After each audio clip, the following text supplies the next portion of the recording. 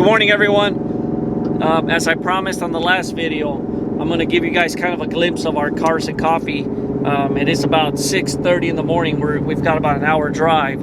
So after waking up a neighbor or two, we're already on the road. So I'm going to, hopefully the rain stays away, which it looks so far like it will. But I'll definitely keep you guys, kind of share videos of what we've got coming out today. So see you in a little bit.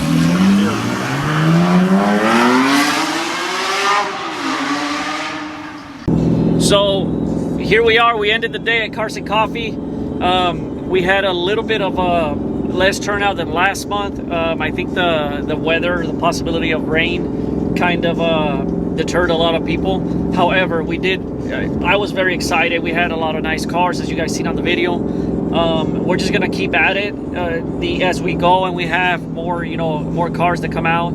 I'll probably be interviewing, the owners, just to kind of share a little bit of their vehicles, and they can tell us a little bit of what they've got. So again, we just wanted to make a quick video, a preview of what we have and what we have coming. So keep on the lookout, and we'll keep posting videos as we go. See you later.